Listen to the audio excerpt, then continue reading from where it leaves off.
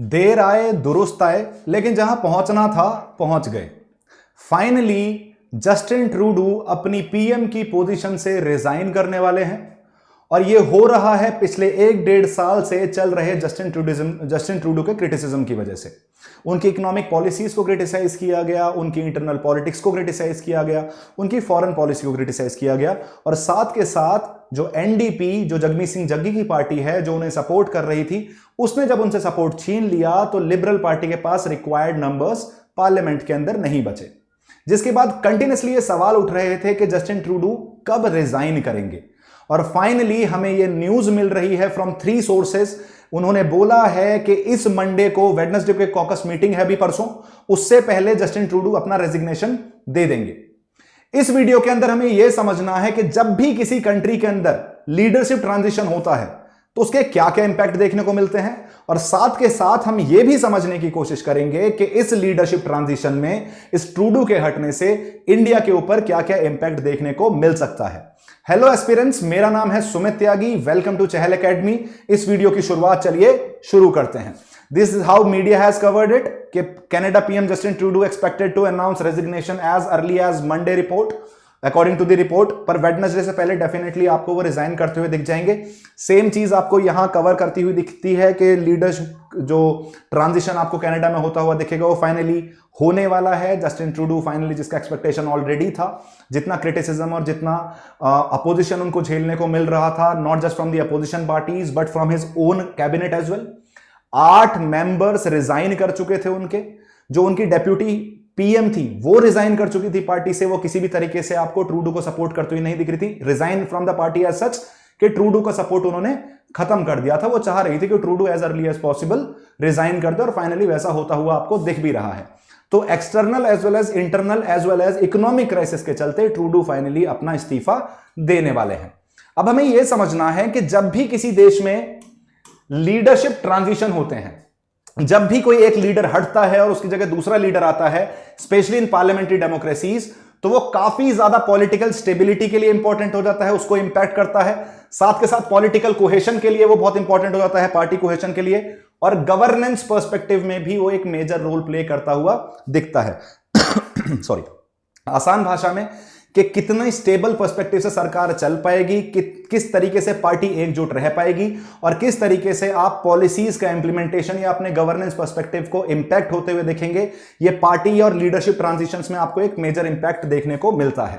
ये जो potential resignation है जस्टिन ट्रूडो का, ये बताता है किस तरीके से आपको इस ट्रांजिशंस में चैलेंजेस देखने को मिल सकते हैं, वो भी तब जब कनाडा में इलेक्शंस आने वाले हैं। तो जब देखिए, जब इलेक्शंस आते हैं तो आपको पार्लियामेंट्री डेमोक्रेसी में एक नया फेस्टिवल राइज होता हुआ दिखता है, एक नई एनर्जी आती हुई दिखती है। और ऐसे टाइम पे अगर एक पीएम ने रिजाइन कर दिया है फ्रॉम हिज पोजीशन तो उसके इंप्लीकेशन सर्टेनली काफी ज्यादा होने वाले हैं। और आज हम उन्हीं इंप्लीकेशंस के ऊपर डिस्कस करेंगे कि इस लीडरशिप ट्रांजिशन से क्या क्या आपको इंपैक्ट होता हुआ दिखेगा, क्या क्या रिपरकशंस आपको इस लीडरशिप क्राइसिस की वजह से कनाडा के अंदर आते हुए दिखेंगे। सबसे पहला जो चीज है, जैसे मैंने डिस्कस किया, पॉलिटिकल स्टेबिलिटी पर आपको एक इंपैक्ट देखने को मिलता है। जैसे ही लीडरशिप ने रिजाइन किया, जैसे ही ट्रूडो ने रिजाइन किया, तो वहां आपको एक पावर वैक्यूम बनता हुआ दिखेगा। पावर वैक्यूम मतलब कोई एक ऐसा लीडर नहीं होगा जो पूरी तरीके से अपने आप को बोल सके कि लोगों का सपोर्ट मेरे पास है या फिर I am ready to form the government. अभी कनाडा में किसी के पास भी इतने नंबर्स नहीं है, ना एनडीपी के पास, ना लिबरल पार्टी के पास, ना ही राइटिस्ट कंजर्वेटिव पार्टी के पास। तो कोई अपने नंबर्स नहीं गेन कर पा रहा है इतने, या अभी हंग असेंबली बनती हुई दिखती है आपको। इसलिए आपको एक मेजर पावर वैक्यूम बनता हुआ दिख सकता है कनाडा के अंदर, और जिसकी वजह से आपको गवर्नमेंट वल्नरेबल दिख सकती है अपोजिशन अटैक्स के लिए। मतलब देखिए, अगर आपके पास लीडरशिप नहीं है तो अपोजिशन के चांसेस बढ़ जाते हैं कि वो आपके ऊपर अटैक कर सके, आपको इनडिसाइसिव और वीक बता सके। साथ के साथ एक क्राइसिस का भी रिस्क बढ़ जाता है। क्यों बढ़ जाता है? पॉलिटिकली सेंसिटिव टाइम्स में जब लीडरशिप चेंज होती है तो आपको कहीं ना कहीं यह समझ में आता है कि जो नेशन की डोमेस्टिक और फॉरेन पॉलिसी है उसमें भी आपको इंस्टेबिलिटी या वो भी आपको डिस्टेबलाइज होती हुई दिख सकती है।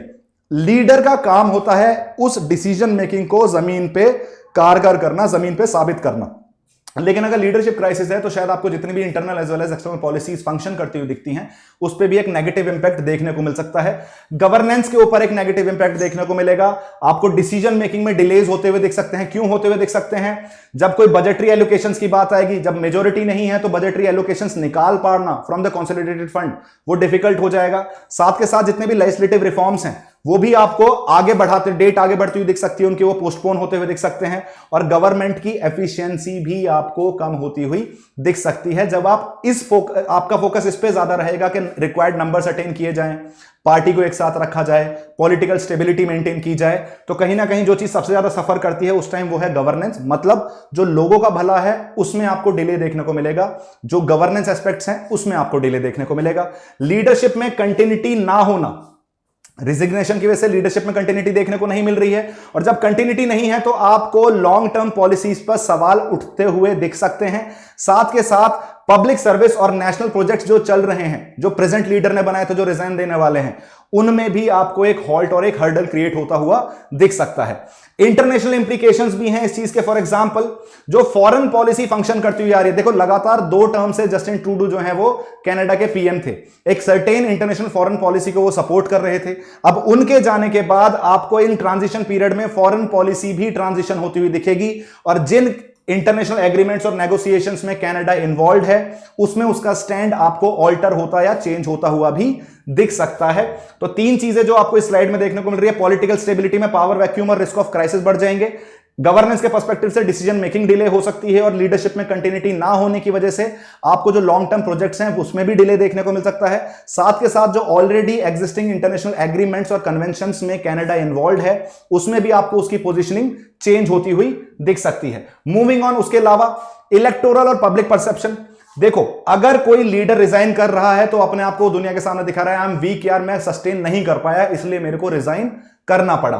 तो जो पब्लिक का कॉन्फिडेंस है उस लीडरशिप के ऊपर से या उसकी पार्टी के ऊपर से आपको कम होता हुआ दिखेगा, और ये इंटरनल डिसहैर्मनी भी दिखा रहा है, कहीं ना कहीं ये दिखा रहा है कि पार्टी एकजुट नहीं है, पार्टी के अंदर कोहेशन की कमी है, पार्टी खुद डिसाइड नहीं कर पा रही कि सामने वाला बंदा लीडर रहना चाहिए या नहीं रहना चाहिए। और जब मुझे लगता है कि घर अंदर से खराब है तो उस घर पे विश्वास करना डिफिकल्ट हो जाता है। जब कोई पार्टी इंटरनल डिस्कंफर्ट से गुजर रही होती है तो उसका ध्यान एक्सटर्नल पर्सपेक्टिव पे रिलेटिवली कम होता है, इसलिए वो गवर्नेंस पॉलिसी मेकिंग पे कम ध्यान देगी, वो अपनी स्टेबिलिटी पे ज्यादा ध्यान देगी, जिसकी वजह से आपको पब्लिक कॉन्फिडेंस कम होता है, क्योंकि पार्टी की एबिलिटी जो है गवर्न इफेक्टिव गवर्नेंस की वो आपको रिड्यूस होती हुई दिखती है। इसका एडवांटेज अपोजिशन पूरी तरीके से उठा सकती है, क्योंकि जब आपको इंटरनल पार्टी डिसहैर्मनी देखने को मिल रहा है तो अपोजिशन आपकी रूलिंग पार्टी है जिससे रिजाइन कर रहे हैं उसे वीक और इनडिसाइसिव का मतलब होता है जो किसी निष्कर्ष पर नहीं पहुंच पा रही है। तो कंफ्यूज और एक वीक पार्टी की तरह अपोजिशन आपको पोर्ट्रे करती है, तो आपके अगले इलेक्शंस में जीतने के चांसेस और कम हो जाते हैं, और जबकि आपके कनाडा के अंदर लिबरल पार्टी के जीतने के चांसेस वैसे ही बहुत ज्यादा कम है। सितंबर में एक सर्वे हुआ था जिसमें 42% चांसेस हैं राइट पार्टी के जीतने के, कंजर्वेटिव पार्टी के जीतने के, 22% चांसेस हैं लगभग लिबरल पार्टी के जीतने के जस्टिन ट्रूडो के, और 18% लगभग आपको एनडीपी के जीतने के चांसेस देखने को मिलते हैं जगमीत सिंह जग्गी को। लेकिन फिलहाल लिबरल पार्टी की हालत और खराब होती हुई दिख रही है आफ्टर दिस रेजिग्नेशन, उन पे भरोसा थोड़ा सा और कम होता हुआ दिखेगा। पार्टी कोहेशन और इंटरनल डायनेमिक्स पर सवाल उठते हुए दिखते हैं, उसमें भी आपको प्रॉब्लम्स क्रिएट होती हुई दिखेंगी। पार्टीज में आपको पार्टी टूटने का डर रहता है, पार्टी में डिफरेंट सेक्शंस, डिफरेंट फैक्शंस बनने का डर रहता है, क्योंकि देखो अब लीडर जब रिजाइन करेगा तो बहुत सारे ऐसे लोग होंगे जिनका एस्पिरेशन होगा कि यार हमें बनना है लीडर। अब वो हर लीडर अपना ट्राई करेगा, अपने एम्बिशन को फुलफिल करने की कोशिश करेगा, अपने एस्पिरेशन पे खरा उतरने की कोशिश करेगा, और ऐसे टाइम पे आपको पार्टी मेंबर्स लीडरशिप के लिए लड़ते हुए दिख सकते हैं, जिसकी वजह से आपको पार्टी में एक मेजर डिवाइड देखने को मिल सकता है। मिल क्या सकता है, ऑलरेडी आपको कनाडा के अंदर लिबरल पार्टी में एक इंटरनल डिवाइड देखने को मिल रहा है, जिसमें एक तरफ जस्टिन ट्रूडो के सपोर्टर्स थे और बाकी अदर लीडर्स थे जो जस्टिन ट्रूडो से सेटिस्फाइड नहीं थे। स्ट्रेटेजिक शिफ्ट देखने को मिल सकती है। जो नया लीडर आएगा वो अपना फोकस जो ऑलरेडी एस्टेब्लिश पॉलिसीज हैं उनसे दूर लेके जा सकता है, तो मतलब आपको कंटिन्यूटी का इशू आता हुआ दिखेगा कि ऑलरेडी जो पॉलिसीज फंक्शन कर रही हैं वो शायद आगे फंक्शन करते हुए ना दिखें और आपको एक मेजर पॉलिसी चेंज दिखे। साथ के साथ आइडियोलॉजिकल और स्ट्रेटेजिक मिसअलाइनमेंट भी हो सकता है पार्टी के अंदर। क्योंकि 10 साल से अगर कोई चीज चल रही थी तो आइडियोलॉजिकली आप उसके साथ अलाइंड थे, स्ट्रेटेजिकली आप उसके साथ अलाइंड थे, पूरी पार्टी उसके साथ थी। लेकिन अब आके अगर आप पॉलिसी चेंज करोगे तो कहीं ना कहीं कुछ लोग उसमें पार्टी में एग्री करेंगे, कुछ लोग पार्टी में एग्री नहीं करेंगे। तो पार्टी के अंदर डिवाइड आपको और ज्यादा बढ़ता हुआ दिख सकता है जब नया लीडर आके अपनी पॉलिसीज चेंज करेगा और लॉन्ग टर्म पॉलिसीज को रोक के कुछ नए इनिशिएशंस लेगा, राइट, नए इनिशिएटिव्स लेगा। Interim leadership concerns. अब सवाल यह है कि वो जो नई लीडरशिप आएगी, जो जब तक इलेक्शंस नहीं हो रहे हैं, कि इंटरिम लीडरशिप तो बनानी पड़ेगी, इंटरिम पार्टी हेड बनेगा, इंटरिम पीएम बनेगा, तो उसके ऊपर नए नए चैलेंजेस फेस करने को मिलेंगे उसे। क्यों? सबसे पहले उसे अपने आप को प्रूव करना है बाकी पूरी पार्लियामेंट को कि जी I am the deserved leader, मैं डिजर्विंग लीडर हूं, इसलिए मुझे लीडरशिप रैंक पे बिठाया गया है।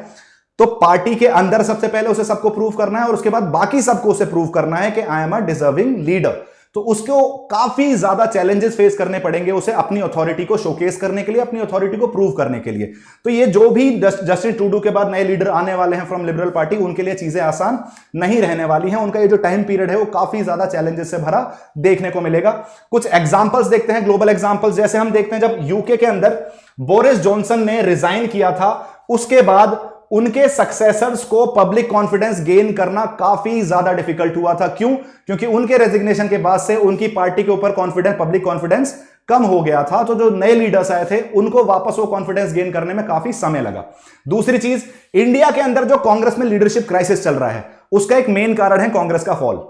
देखिए, आप जब हाई कमांड पे बैठते हैं, फॉर एग्जांपल मैंने बोला जो इंडियन नेशनल कांग्रेस की जो नेशनल कमांड है, जिसे हम राहुल गांधी या सोनिया गांधी के नाम से देख सकते हैं, अगर वो ग्रास रूट रियलिटी से जुड़ी नहीं रहेंगे तो वो मास बेस कभी अपना कवर कर ही नहीं सकते। और यही प्रॉब्लम है कांग्रेस के साथ, वो ग्रास रूट लीडरशिप को राइज नहीं कर पा रही है।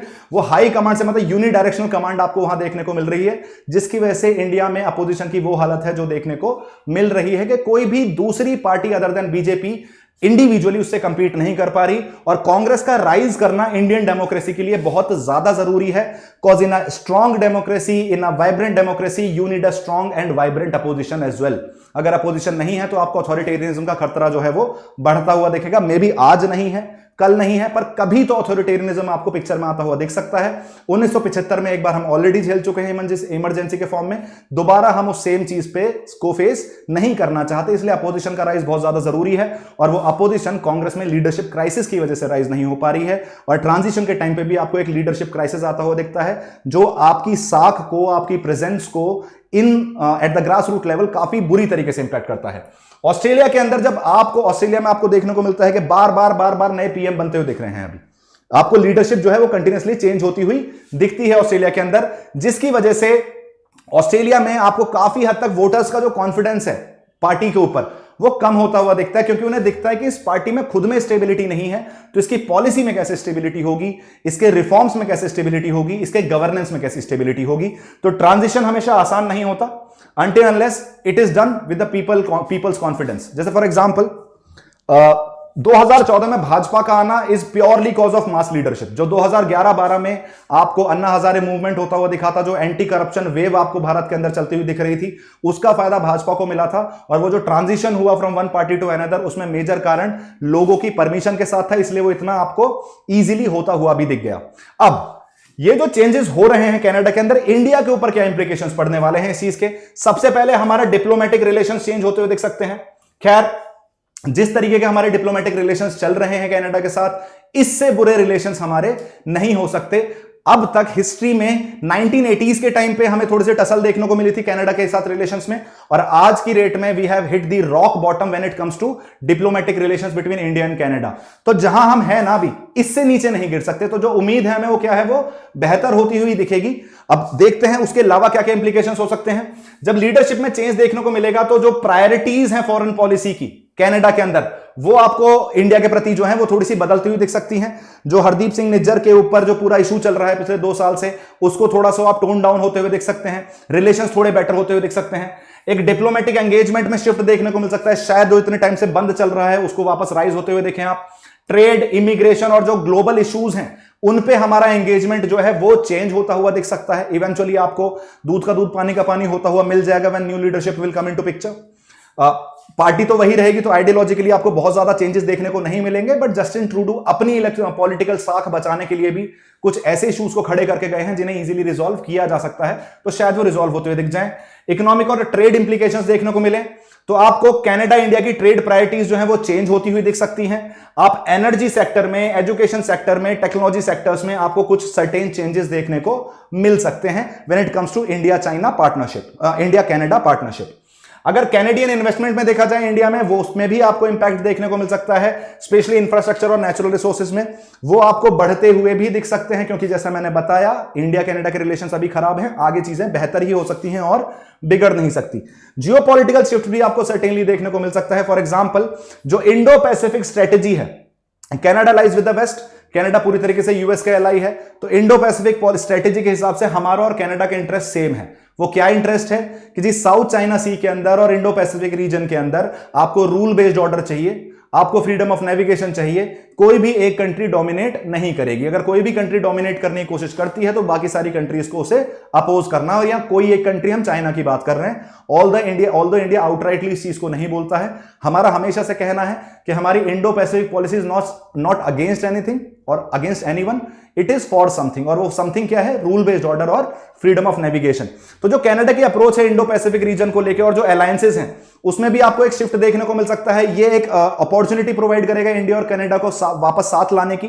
साथ के साथ रीजनल सिक्योरिटी इश्यूज आपको इंपैक्ट होते हुए दिख सकते हैं अगर कनाडा अलाइन नहीं करता है इंडो पैसिफिक पॉलिसी में विद अदर कंट्रीज जो वेस्टर्न वर्ल्ड जैसा चाहता है। लेकिन मेजॉरिटी ऑफ द चांसेस यही हैं कि वो अपने आप को यूएस की पॉलिसीज के साथ ही अलाइन रखेगा इंडो पैसिफिक रीजन में, क्योंकि उसका भी उसी में फायदा है जिसका इंडिया का फायदा, इंडिया का भी उसी में फायदा है। Rise of China in Indo Pacific region is not in India's interest. दूसरी चीज, कनाडा को जो स्टांस है ग्लोबल फोरम्स पे, चाहे वो यूएन हो गया, चाहे वो G20 हो गया, या फिर क्वाड को लेके जो उसकी ओपिनियन है, वो चेंज होती हुई दिख सकती है। और उसकी वजह से इंडिया के स्ट्रेटेजिक गोल्स में भी आपको बदलाव आता हुआ दिख सकता है। या तो हम ज्यादा एंगेजमेंट हो जाएगा या फिर हमारा इवेंचुअली कुछ प्रॉब्लम्स देखने को मिल सकते हैं with the functioning of Quad. क्योंकि जब बात आएगी यूएस और कनाडा की, तो US and Canada are historical allies. हमारा रिलेशन रिलेटिवली यूएस के साथ थोड़ा सा नया है। जो प्रेजेंट गवर्नमेंट आई है वो रिलेटिवली इंडिया को सपोर्ट करेगी, क्योंकि वो ट्रांजैक्शनल डिसीजंस में बिलीव करती है। अगर उसे फायदा दिखेगा तो इंडिया को डेफिनेटली सपोर्ट करेगी। और इंडिया को सपोर्ट करना इस टाइम पे to make a power balance in Asia US के लिए जरूरी भी है। तो कनाडा कहीं ना कहीं आपको उसी साइड आपको टिल्ट करता हुआ दिखेगा, जो इंडिया के फायदे की बात है। इसके अलावा आपको इमिग्रेशन और स्टूडेंट्स मूवमेंट में भी फर्क होता देखने को मिलेगा, इंपैक्ट देखने को मिलेगा। इमिग्रेशन पॉलिसीज में कुछ चेंजेस आ सकते हैं। आज की डेट में एक high number of people India से कनाडा जाते हुए दिखते हैं, और वो इमिग्रेशन इश्यूज जो हैं वो कनाडा में भी दिखने शुरू हो चुके हैं। आपको ऐसे ऐसे स्टेटमेंट भी मिल जाएंगे कि प्रोटेस्ट के टाइम पे कि कैनेडियन सिटीजन को लोग बोल रहे हैं कि भाई यूरोप वापस चला जाइए हमारी जगह, राइट। आपको एक सिख कम्युनिटी में एक बंदा ऐसा, he was trolled a lot, ये काफी मीम भी बना था इस चीज के ऊपर कि Canadians are asking the white Canadians to go back to Europe cause Canada belongs to Sikh community, right. तो ये चीज भी आपको उस वजह से थोड़ा सा इमिग्रेशन पॉलिसीज में चेंजेस देखने को मिलेगा, थोड़ा सा हार्डन अप किया जा सकता है इमिग्रेशन पर्सपेक्टिव, जिसकी वजह से इंडियन इमिग्रेंट्स और स्टूडेंट्स को जो एस्पायर कर रहे हैं वहां सेटल डाउन होना या फिर वहां पढ़ना, उन पे एक मेजर इंपैक्ट देखने को मिलेगा। साथ के साथ जो इंडियन स्टूडेंट्स का इनफ्लो है जो जा रहे हैं, उन पे एक मेजर इंपैक्ट देखने को मिल सकता है, क्योंकि कनाडा आज की डेट में एक मेजर एजुकेशनल डेस्टिनेशन बन चुकी है इंडियन स्टूडेंट्स के लिए, राइट। अगर अदर देन दैट कल्चरल और पीपल टू पीपल टाइज में भी देखने को डिफरेंस देखने को मिल सकता है। अभी जो है वो हमारे थोड़े से बिगड़े हुए हैं, क्योंकि पीपल टू पीपल कॉन्टैक्ट किसी भी देश के साथ रिलेशन में बहुत ज्यादा जरूरी है। देखो सरकार आएंगी, सरकार जाएंगी, लेकिन अगर लोगों के बीच का रिलेशंस अच्छे हैं तो आपको वो रिलेशन हमेशा बेटर ही दिखेंगे। For example India and Afghanistan के लोगों में पीपल टू पीपल सेंटीमेंट काफी पॉजिटिव है, तो even after coming of Taliban India और अफगानिस्तान के रिलेशंस बहुत ज्यादा नेगेटिवली इंपैक्ट नहीं हुए थे because of better people to people relations. Other than that दूसरा इसका अपोजिट एग्जांपल है बांग्लादेश और इंडिया के लोगों में पीपल टू पीपल कांटेक्ट जो है वो, एक तो कांटेक्ट बहुत ज्यादा है लेकिन जो सेंटीमेंट है वो नेगेटिव है।